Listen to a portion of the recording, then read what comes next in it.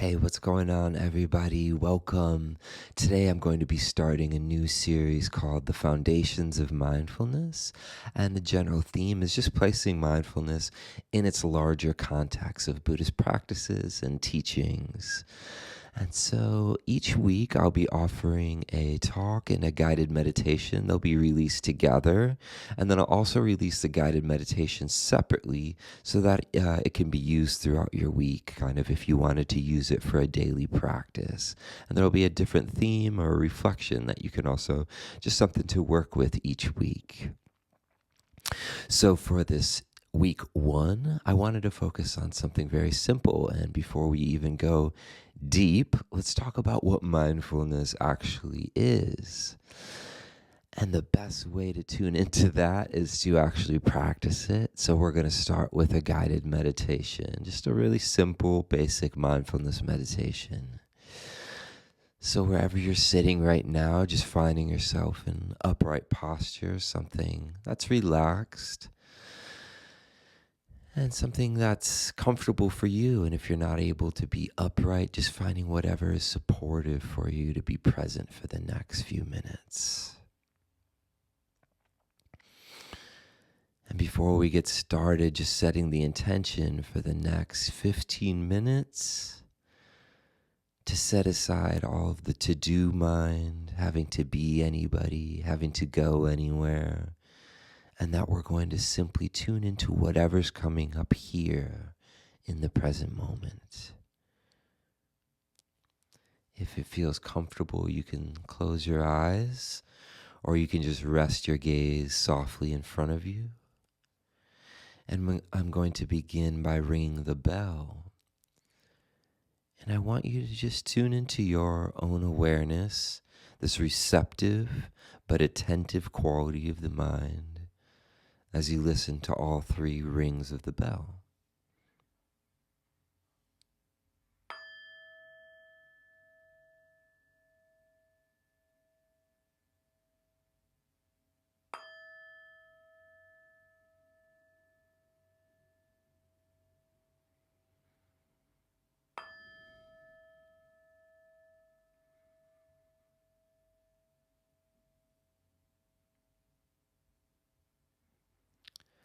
Now tuning in with the same quality of awareness to this body.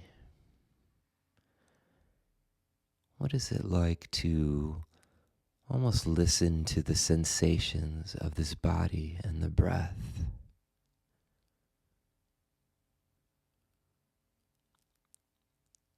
If it feels supportive, you can take a few longer, slower, deeper breaths.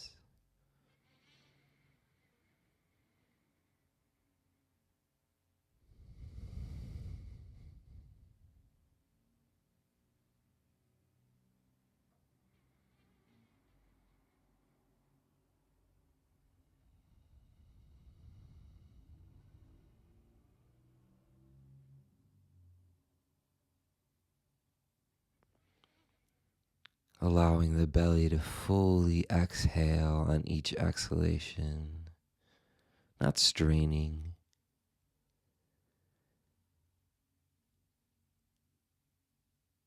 And then as you feel ready, just allowing the breath to return to normal.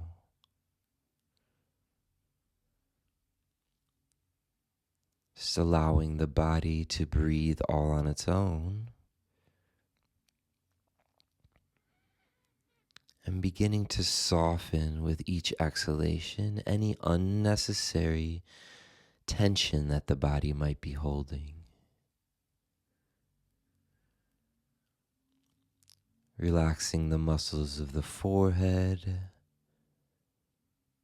the scalp,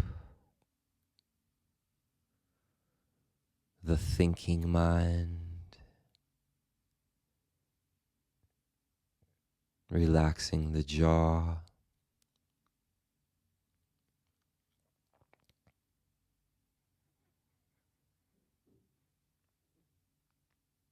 Allowing the shoulders to just fall back naturally.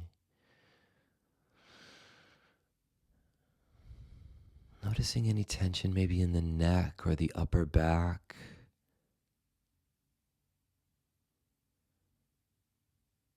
scanning downwards, and really allowing each exhalation to soften any tension in the chest or in the belly. This kind of emotional center of the body that can become tense.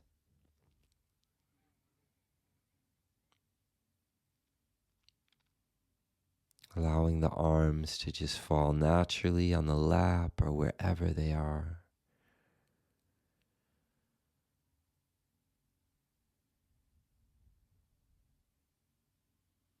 Feeling the weight of your hands.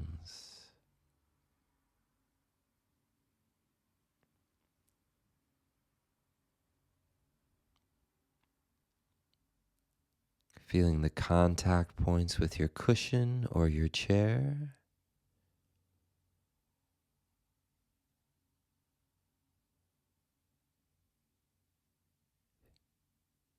Scanning down through the legs. This lower half of the body that so often is unnoticed. Scanning through the thighs, softening. The shins and the calf muscles. All the way down to your feet.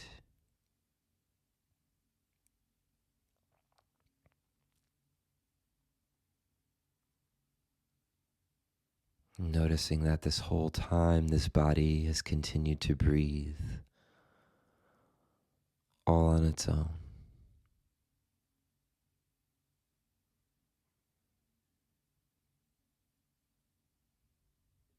So tuning in to a global sense of the body now, from the feet all the way up to the top of the head. And just very simply being aware of each inhalation, being aware of each exhalation.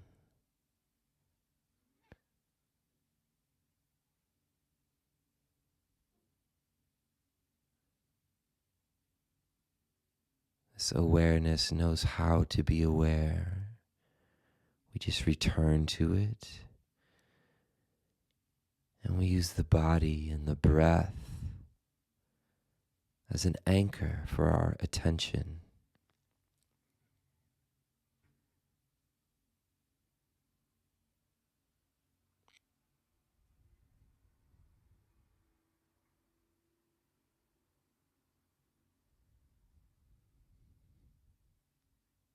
And of course, thoughts will come. And we just let them be in the background of our experience. Noticing if we're going down a train of thought, we just come back, always coming back with this gentle attitude of mindfulness, this non-judgmental and accepting awareness.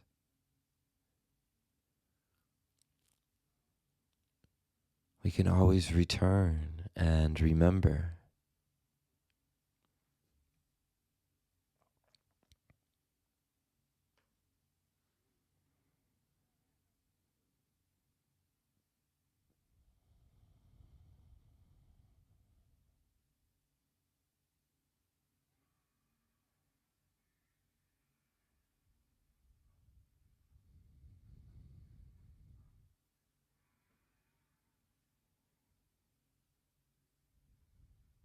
This nervous system, which runs through the whole body, can be aware.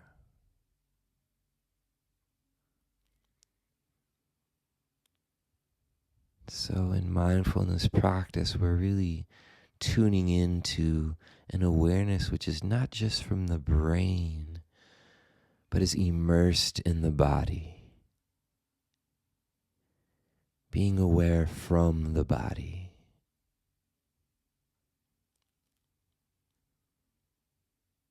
This is the foundation of a mindfulness practice is mindfulness immersed in the body.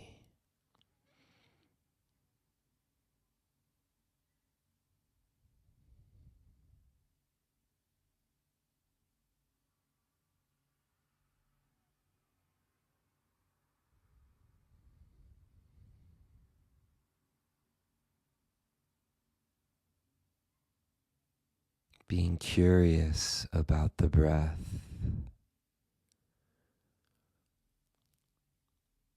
noticing the beginning of the inhalation, the end of the inhalation, the beginning of the exhalation, the end of the exhalation.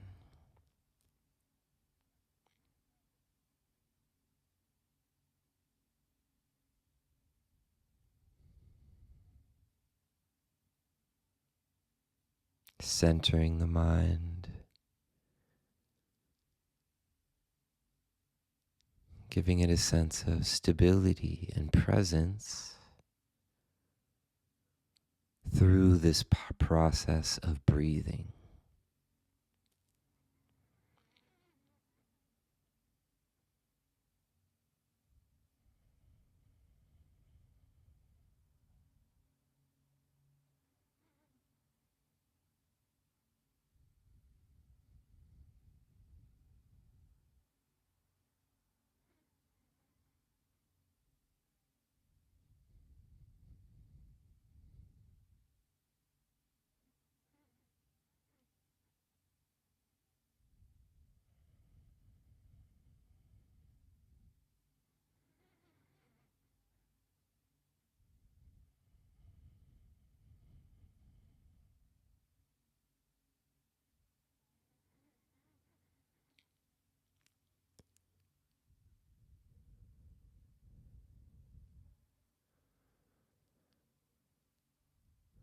Because this process of breathing has been happening from the day you were born and will continue to your very last day here. The supportive rhythm of each breath brings oxygen into the system and releases what is not needed. And the body knows how to do this all on its own.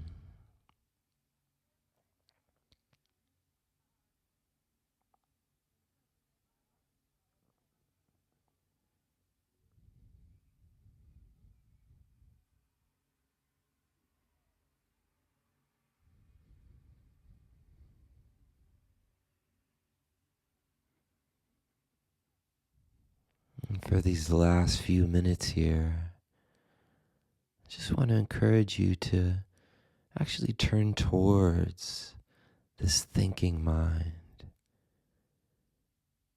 and just spend it watching thoughts come and go. Whatever's happening in the conceptual mind,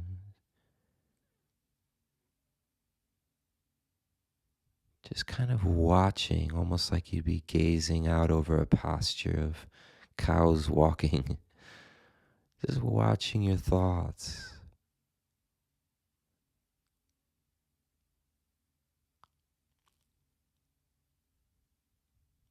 With a relaxed attitude. There's nothing wrong with thinking. Don't have to push it away. In mindfulness practice, we simply are aware, noticing the beginnings and the endings.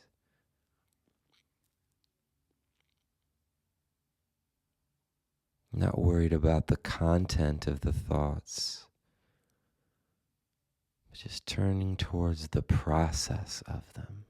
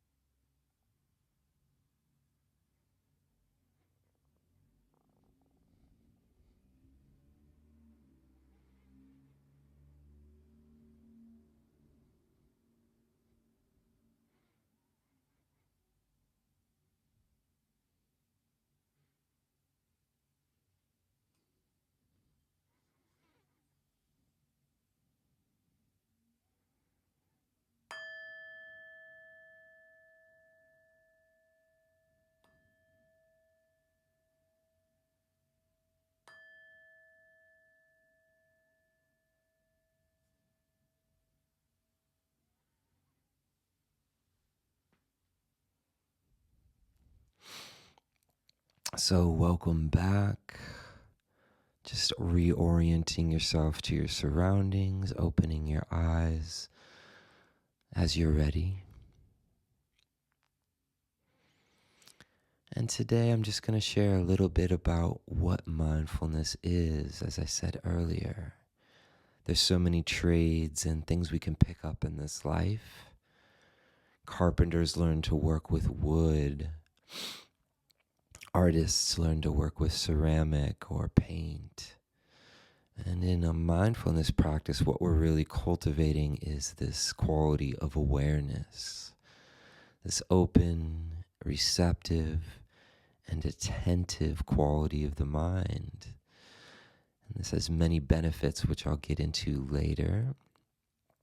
And I'm just going to talk a little bit about kind of some of the common misconceptions around mindfulness, talk about what it is, and then, why practice it? What are the benefits of it? Because there are so many of them.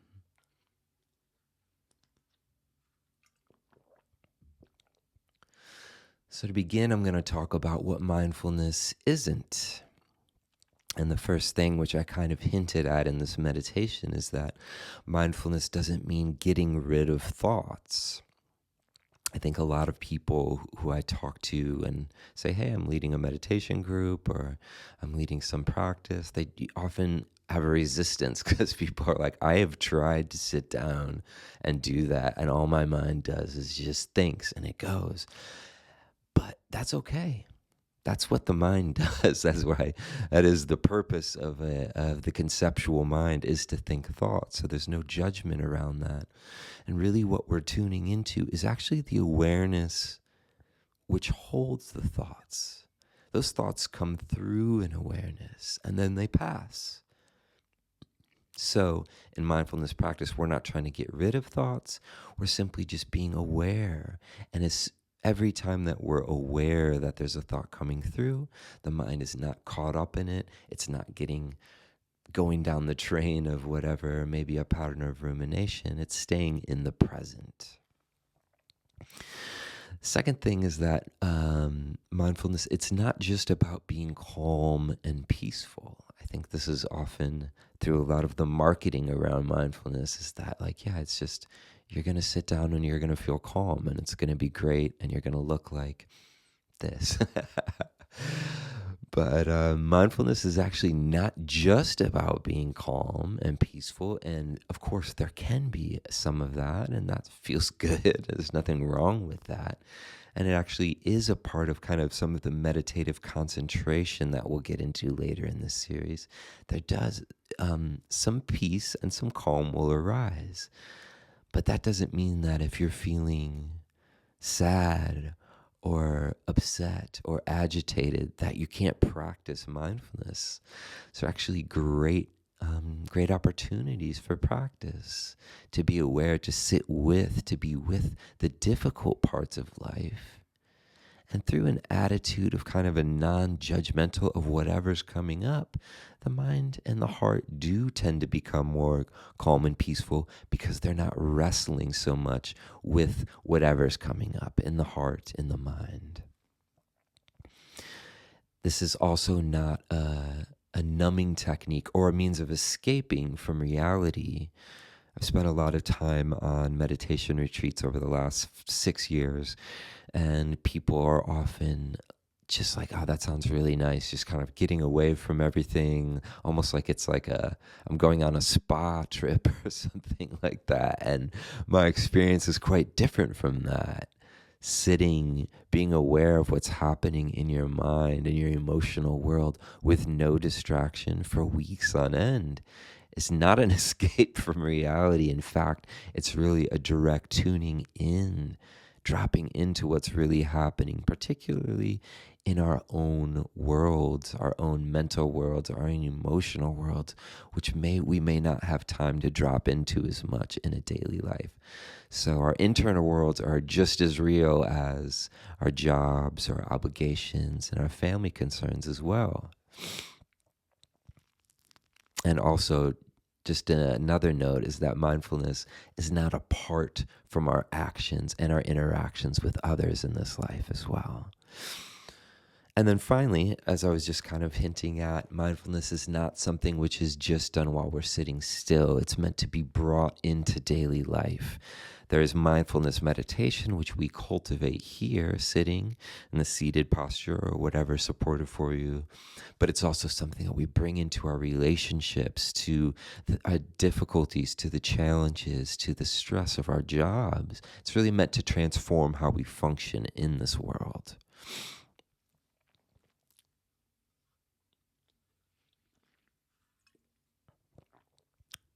So now I'm going to talk a little bit about mindfulness, what it is. And particularly one of the things I want to highlight is that it's not something that which comes from the usual to-do mind. In fact, what we're dropping into is an innate quality of presence, of being alive, and it's already there. And it's something which we actually just recognize and drop into, rather than like, okay, I've got to be mindful, like it's an added layer of another thing that we might have to do. Instead, I almost have this sensation sometimes when I'm sitting down to practice. It's like I actually have to release from my usual to do, being someone kind of states of mind that might be there, into, oh, there's this awareness that's already there, and I can kind of rest there. That's one of the most beautiful things about mindfulness. It's this kind of open receptivity, this attentive quality of the mind, which it's already there, and we just have to drop into it, to recognize it, and to cultivate it. It doesn't come all on its own. It takes intentionality as well. So there's these two aspects to mindfulness. One is that it's open, receptive, and the other is that it's attentive and curious and pays attention. This is almost like the yin and the yang of mindfulness. And these two work together to balance each other. Because if I'm just super open, it can turn into just spacing out. But if I'm also just too attentive and just really paying too close of attention, there can be tension in the mind and tension in the body. So we're always trying to balance these two. There's this very famous definition, if you will, of what mindfulness is by John Kabat-Zinn, one of the leading pioneers of the mindfulness movement. He's been really successful at bringing it into hospitals and helping people work with pain through a technique called mindfulness-based stress reduction. And his definition, he says it's a working definition, is paying attention on purpose, in the present moment, non-judgmentally. I think this is a great definition. It's in the present moment, paying attention to whatever's coming up. It's not anything specific that needs to happen. There's an intentionality behind it. It takes practice, it takes cultivation, and then there's this non-judgmental attitude. So it's like, even if the mind has aversion, is craving something, not judging that as well. Just open, allowing, attentive to whatever's coming up. And I think one of the things that is really fascinating about mindfulness, for me in particular, is that what we're dropping into is something really deep and primordial, and something that has been on this planet for a long, long time, which is awareness. I guess you could say consciousness itself. And it's one of the more mysterious things still, even in the scientific realm. We don't really know exactly what it is. I was just listening to a podcast the other day, Neil deGrasse Tyson, an astrophysicist, a really brilliant human being. And he was talking about, like, they have done so many studies trying to determine, like, is there a weight to it? Is there a way to measure it? And they still really haven't figured that out yet. But this awareness is easy to be known in our subjective experience. And it's something that has been trained in for millennia in various traditions, but especially in the Buddhist tradition. It's very central to what's cultivated, because it is here in our awareness where we find freedom, where we find the ability to release our mind from the patterns of craving and find release and well-being and ease. So now I'm going to get to the last section, which is to why practice. Why do this on a daily basis or do it at all? And there's a huge range from just, improving general mental health, which is fantastic, reducing anxiety and depression, and all the way towards, deep and profound states of release and what's called nibbana in the early Buddhist tradition, liberation. I'll start with the realm of mental health. Why has mindfulness shown to be helpful in so many scientific studies? And I think one of the key components of it is that it's very skillful for working with rumination, which is one of the driving forces of a lot of mental disorders, I guess you could say. Anxiety, depression. Anxiety often revolves around repetitive thoughts about what could go wrong, what's not right. And this stirs up the heart, stirs it up in unease and in agitation. And the same thing with depression, repetitive thoughts about negative self-views. And when they happen over and over again, it leads to a chronic state of feeling of low self-worth, hopelessness, things like that. And so what mindfulness does is it begins to do two things. It has this cutting quality of every time we're aware of the thought that's coming up, it starts to cut through the belief in it. So as the thought arises, in that moment of being aware of the thought, it cuts through the mind's going down the train of believing, of really believing that it's true. And so every time that we do this, every time we come back and be aware of it, we start to cultivate over time this kind of dispassionate attitude towards the thinking mind, particularly towards rumination. Okay, my mind might be spitting up thoughts of, a negative self-view, but I don't have to believe it. I don't have to go down that road. And over time, we can begin to see, this is the second thing I want to mention, is that every thought that comes into our mind, one, it's not true. And it's also like we're not thinking them all the time. This gets into this kind of not self aspect of the mind. Just because it's a thought doesn't mean it's me that's doing it. Sometimes the mind is just going off of conditioning and it's repetitive and it can be exhausting. And so being able to see through this can be deeply, deeply healing. And when done and practiced over time, we can begin to release ourselves from patterns of rumination. And the other thing that I think one of the reasons that I think it can be so helpful is that mindfulness, when it's immersed in the body, really can heighten this bodily awareness. And especially this is where all of our emotions are held. And there can be so much constriction sometimes around fear or pushing away emotions which may come up in the body. But as we practice over time, one, we begin to really tune in to what's happening in the emotional world and allowing emotions to come and to pass. Not trying to push away fear, not trying to push away sadness, but saying, okay, this is coming up, recognizing it, feeling it, and allowing it to pass. And so this has an enormous benefit in the short term because emotions which may be habitually repressed or pushed away can begin to just be felt and to move through. And we can begin to see the impermanence of them. And when done over time, there can be this beautiful benefit of starting to release deeper held feelings in the body. I had this experience when I first began to sit meditation retreats many years ago that there's always this recommendation to just soften the belly, just relax and soften the belly. And I was like, I literally can't do that. I didn't realize it until I started to meditate, but my lower abdomen was just like a rock. And so through time and practice, I began to soften through that kind of subconscious tension in the body.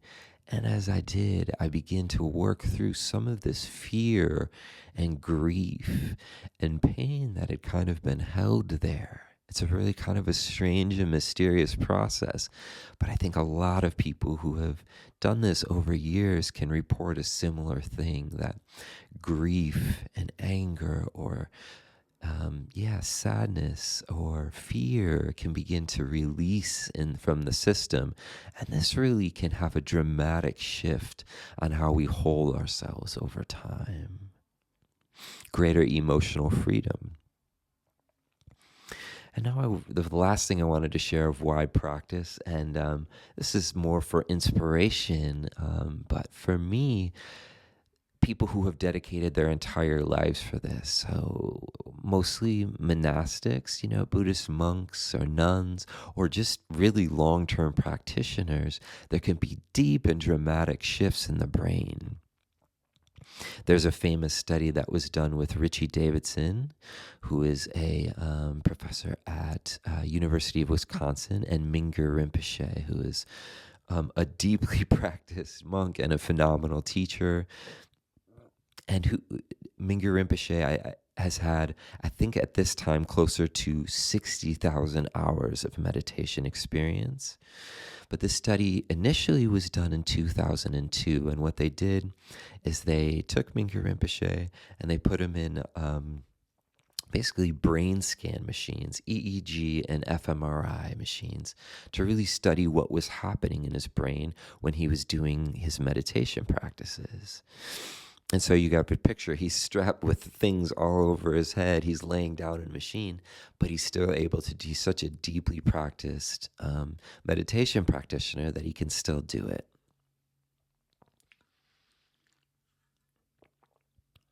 And what he would do was a minute, 60 seconds of this kind of boundless compassion for all beings in the world, and then 30 seconds at rest. And what they found was really, really groundbreaking. Every time he would start this meditation, there was bursts of electricity in the machines. And you can imagine all these people, the people doing the study, seeing this and being blown away. And what they saw were these gamma oscillations in the brain that had never been recorded anywhere in this particular way. Really high levels of something phenomenal happening in his mind. I think they said the only correlation that they had seen to this was actually people having an epileptic seizure. And even that was just very brief, not for this extended 60 seconds. And even while at rest, still with these elevated levels of these gamma oscillations. So some kind of a sign that there's something really phenomenal, deeply transformed about these long-term practitioners. And this was repeated for many people with, extensive hours of meditation experience. And the same thing was found again and again. And so this could be reflective of some deep states of transformation that can happen if this is practiced over time. So, of course, I don't think I'm ever going to hit 60,000 hours of practice, but it was inspiring for me to just I want to get on the cushion every day. I want to do this because I know that there's something deep and transformational that can happen. So just in conclusion, I would really encourage you to just consider how and what role your daily meditation practice might be able to find, even if that's just 1 minute a day, whether if it's 30 minutes a day, whether it's an hour a day, and how you can start to take it off the cushion into your daily life. That's going to be a big encouragement. And for this series, my goal is to support people in their own daily meditation practices. And you can use these guided meditations in your daily life as needed. There's been so much emphasis in my life on learning and becoming someone and studying or learning a trade, getting good. And no one ever taught me this when I was a kid. And it's been so helpful that really the main reason I'm here is just to share it with others. I think it can bring immense benefit in so many ways. So I hope this has been beneficial for you. And if it has, I just encourage you to either like the video, subscribe to the channel, continue to come back. And I hope to see you again soon. Be well.